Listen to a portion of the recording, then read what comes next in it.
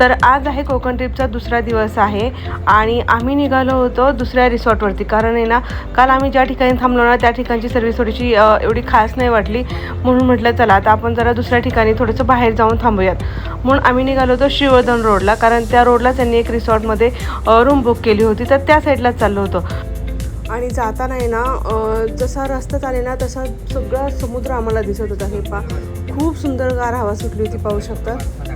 आणि हे जे स्पॉट आहेत ना इथे लावलेले, इथे ना लोक फोटो काढण्यासाठी सनसेट झाला ना त्यावेळी फोटो इथं एक नंबर फोटो येतात, खूप छान सुंदर फोटो येतात. आता सध्या ऊन होतं त्याच्यामुळं गर्दी थोडीशी कमी होती, तरीही लोक काही झाडाखाली थांबून फोटोशूट करत होते, ते पाहू शकतात. बघा किती सुंदर असं समुद्र दिसत आहे. आणि इतकं वारं सुटलं होतं ना, खूप छान हवा सुटली होती थंडगार अशी. पूर्ण असा दिव्यागार श्रीवर्धनचा हरिहरेश्वरचा पूर्ण असा बीच दिसत होता. पूर्ण अशी जे होतं ना समुद्राची कडेकडेने जातो रस्ता, तो पूर्ण असा रस्ता दिसतो. श्रीवर्धन, हरिहरेश्वर आणि दिव्यागार हे तिन्ही बीच एकाच लाईनला असल्यामुळे ना पूर्ण रस्ता असा समुद्राने भरलेला होता. तर फायनली आम्ही इथे श्रीवर्धनला पोहोचलो होतो. तर पाहू शकता खूप गर्दी आहे, खूप प्रमाणापेक्षाही बाहेर गर्दी आहे. तर आता वाजले होते बघा 11:15 वाजले होते आणि इतकी गर्दी होती, इतकं कडक ऊन असून खूप गर्दी होती.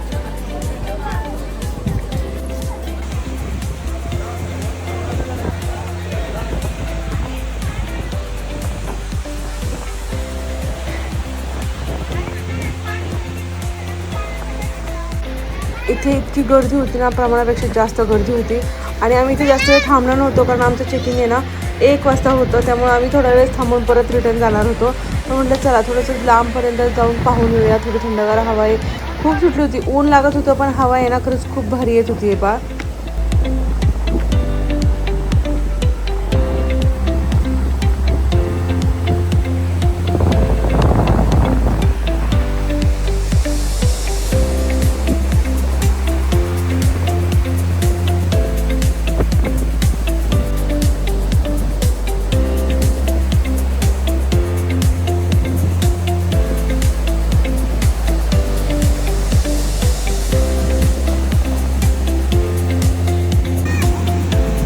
फायनली आम्हाला इथे एक झाड दिसलं, त्या झाडाखाली आम्ही बसलो. आणि ते खूप छान जागा होती बसण्यासाठी आणि ही उंच जागा होती. असं नाही की पुढे एवढ्या जोरात लाटा येते तर आम्ही तिथंच बसलो, असं नाही आहे. खूप अंतर होतं, पण त्या लाटा इतक्या जोरात होत्या ना, बहुतेक हा भरतीचा टाईम होता ना, त्याच्यामुळे खरंच खूप उंच अशा लाटा येत होत्या. आम्ही थोडंसं वरच्या बाजूला बसलो होतो ना, तर खूप छान दिसत होतं आणि खूप छान वाराही खरंच खूप सुंदर सुटला होता. एवढ्या कडक उन्हामध्ये सुद्धा आहे ना गार हवा सुटली होती. तर आम्ही ते ना एक अर्धा तास इथे बसलो होतो झाडाखाली. अजिबात गरम लागत होतं की ऊनही लागलं नव्हतं.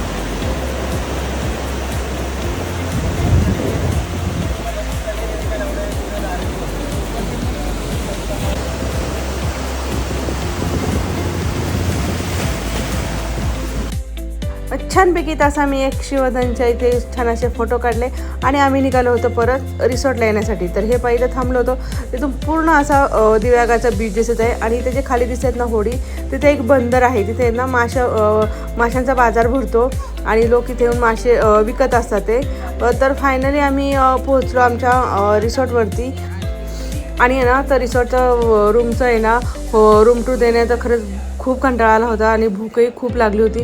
म्हणून आम्ही रूमवरतीच आहे ना छानपैकी अशी कडक कांदा भजी आणि डाळ खिचडी मागवली होती. ते कांदा भजी तर एवढे टेस्टी होते ना, खरंच खूप छान होते. आणि हे जे रिसॉर्ट आहे ना, इथे फक्त व्हेजिटेरियनच जेवण मिळतं, म्हणजे व्हेज जेवणच मिळतं, इथं नॉनव्हेज जेवण मिळत नाही. त्यामुळं खरंच रिसॉर्ट खरंच खूप छान आहे. याची रूम टूर मी उद्या देईन. आणि हॉटेल कसं आहे, रिसॉर्ट कसं आहे, तेही तुम्हाला उद्याच्या ब्लॉगमध्ये पाहायला मिळेल.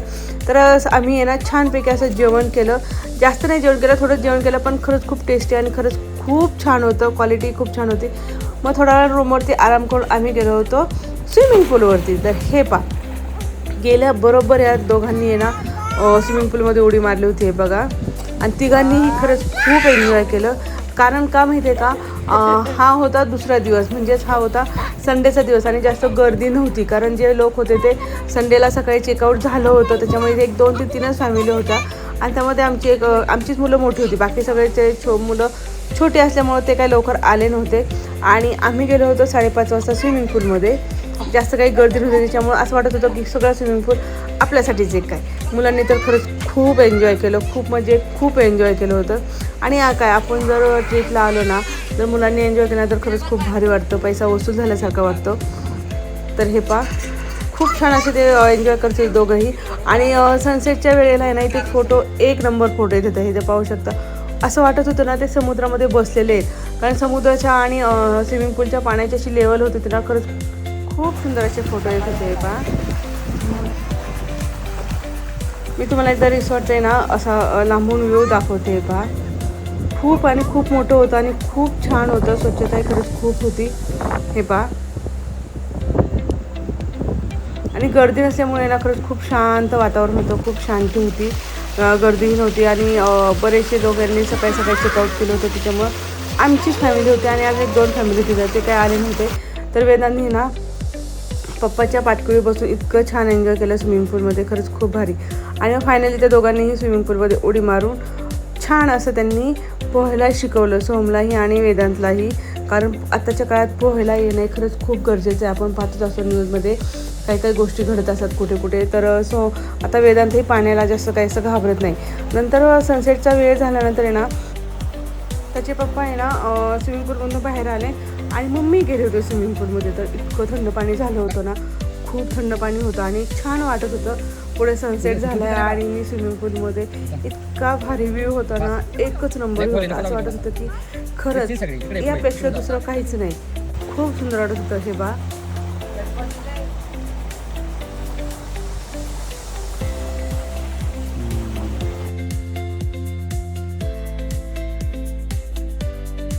आणि जे इथे पाठीमागे आहे ना आता सध्या मासेमारी बंद केलेली होती, कारण 1 जून नंतर तिथे मासेमारी बंद करतात. त्याच्या अगोदर त्यांनी 2 दिवस मासेमारी बंद केली होती. आणि बोटही सगळे गेमिंग्स वगैरे सगळं बंद होतं, त्याच्यामुळं पाठीमागं समुद्रही असा शांत होता. हे पहा खूप छान असं एन्जॉय केलं आम्ही तिघांनीही, मस्त एन्जॉय केलं. संध्याकाळी फायनली आम्ही तयार झालो आणि जेवण करण्यासाठी आलो होतो. संध्याकाळचा व्ह्यू बघा, एक नंबर सुंदर दिसत होता, असं ढग आल्याचं वातावरण झालं होतं. आणि हा रिसॉर्ट जे आहे ना खूप मोठा असल्यामुळं काय होतं माहिती आहे का, खूप वेळ लागत होता खेळायला. लहान मुलांपासून गेमिंगपासून कॅरम वगैरे सगळ्या गेम इथं खेळल्या जातात, लहान मुलांच्या आहेत आणि मोठ्यांच्या आहेत. तर फायनली आम्ही गेलो होतो जेवण करण्यासाठी. बाहेर म्हटलं रूमवरती नाही जेवायचं, तर बाहेर जेवण करण्यासाठी गेलो होतो. फक्त इथं एवढंच होतं की इथं सगळं व्हेज जेवण मिळत होतं, इथे नॉनव्हेज जेवण मिळत नाही आहे. तर या रिसॉर्टची पूर्ण माहिती ते कुठे आहे, कसं आहे, क्वालिटी कशी आहे जेवणाची वगैरे, हे सगळं तुम्हाला पुढच्या व्हिडिओमध्ये पाहायला मिळेलच. तर फायनली आता आमचं जेवण वगैरे झालं होतं आणि खूप सुंदर जेवण होतं, क्वालिटी खरंच खूप छान होती. तर असा गेला आजचा आमचा दिवस. चला मग टाटा बाय बाय.